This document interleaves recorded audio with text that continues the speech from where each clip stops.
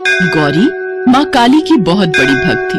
उसका नियम था रोजाना माँ काली के मंदिर जाना और पूजा आरती करना। ये नियम वो कई सालों से निभा रही थी।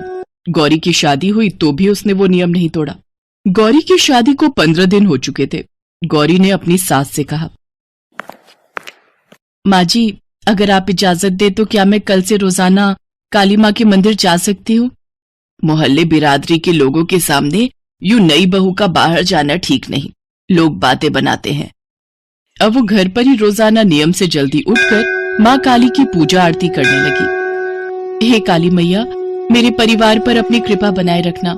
मेरे पति की हर संकट से रक्षा करना माँ। उधर जैसे ही सुनील सड़क पार करने लगा, एक कार तेजी से उसके बराबर से निकली। अरे अंधा है क्या? दिखाई नहीं देता? सारा नशा ही उतर गया।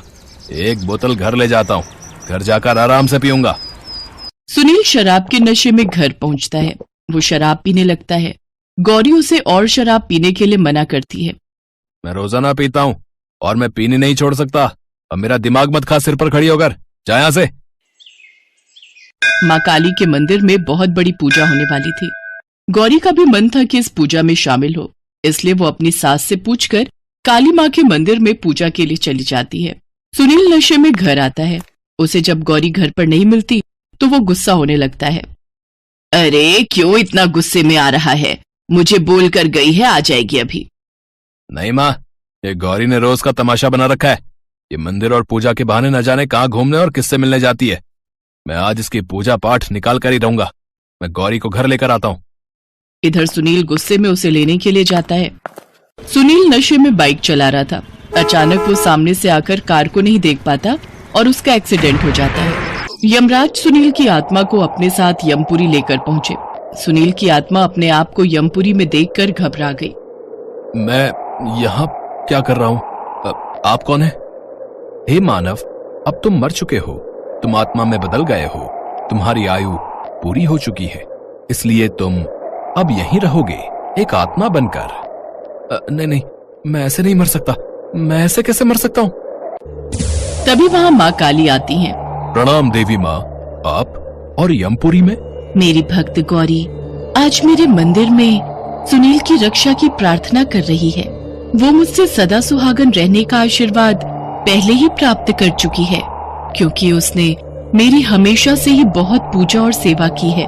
उसकी भक्ति से प्रसन्न होकर मैंने उसके ऊपर सदैव सुहागन रहने का आशीर्वाद बनाया हुआ है। और आप तो जानते ही हैं, जो सुहागन स्त्रियां मेरी पूजा सच्चे मन से करती हैं, मैं उनके सुहाग की सदैव रक्षा करती हूँ।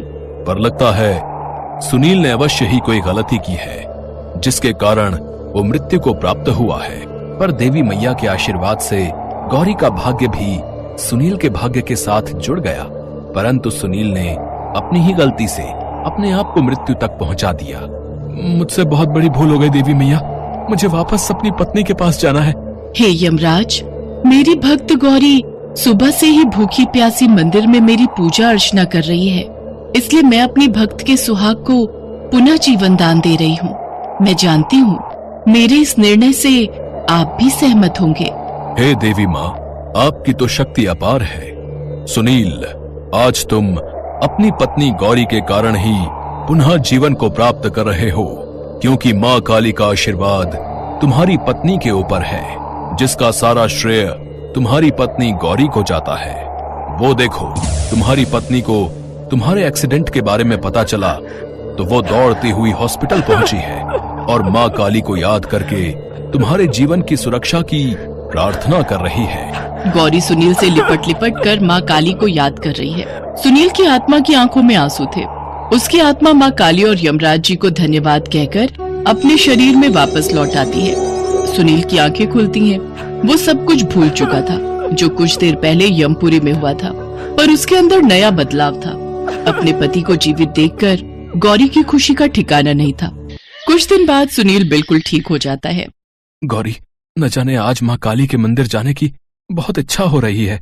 मैं चाहता हूँ मैं तुम्हारे और माँ के साथ माँ काली के मंदिर में जाऊं और उन्हें प्रणाम करके उनका आशीर्वाद ग्रहण करूं। मैं उनके दर्शन करना चाहता हूँ गौरी। हे माँ काली, आपकी सदा ही जय हो। आपने मेरी झोली खुशियों से भर दी माँ।